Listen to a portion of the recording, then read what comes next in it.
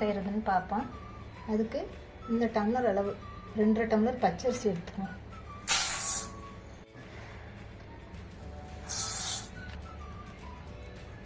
2 போட்டிருக்கேன். இப்போ புழுங்கல் அரிசி, இட்லி அரிசி 2 டம்ளர். பச்சரிசியை இட்லிக்கு போடுற அரிசி தான் போடணும். இதுக்கு 1/2 டம்ளர் உளுந்து எல்லாம் ஒன்றா கழுவிட்டு ஊற வச்சுக்குவோம். 1 டீஸ்பூன் வெந்தயம் எல்லாத்தையும் நல்லா கழுவி ஊற வச்சுக்குவோம். நல்லா கழுவிட்ட அரிசியை இப்போ தண்ணி ஊற்றி நல்லா ஊற வச்சுக்குவோம். ஊறணும், குறைஞ்சது 4 மணி நேரமாவது ஊறணும். இப்போ அரிசி அரைச்சிக்கோன்னா ஊறிடுச்சு, அரைச்சிக்குவோம். இப்போ மாவு அள்ளிடலாம். இப்படி தொட்டு பார்த்தா கொஞ்சம் குறப்பாக இருக்கும்போது, ரொம்ப குறப்பாக இல்லை, கொஞ்சம் குறப்பாக இருக்கும்போது அள்ளிடலாம். மாவை அரைச்சாச்சு.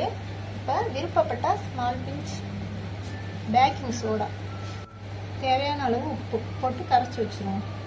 அரைச்ச மாவில் கொஞ்சம் எடுத்துக்கலாம். இப்போ இனிப்பு பணியாரம் எப்படி செய்கிறதுன்னு பார்ப்போம். இப்போ வெல்லம் பாகு காய்ச்சிக்குவோம். அந்த மாவுக்கு தகுந்த வெல்லம் எடுத்துருக்கேன். 200 இதுக்கு 1/4 டம்ளர் தண்ணி. இப்போ வெல்லத்தை நல்லா கரைச்சி விட்டுக்கலாம். வெல்லம்லாம் கரைஞ்சோடனே தூக்கி வடிகட்டின மாதிரி மேலால் ஊற்றிடலாம். இப்போ ஒரு 5 நிமிஷம் வச்சுருந்து அடியில் மண் வரைஞ்சோன்னா இதில் ஊற்றுவோம். இனிப்பு அதிகமாக சாப்பிடுவாங்க, தேவைப்பட்டால் போட்டுக்கலாம். கொஞ்சம் ஏலக்காய் பவுட்ரு போட்டுக்கணும்.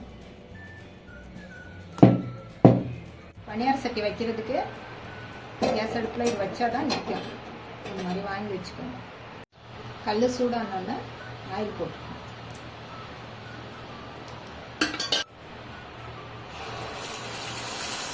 எல்லாத்துலேயும் கொஞ்சம் கொஞ்சம் மாவு எடுத்து ஊற்றணும்.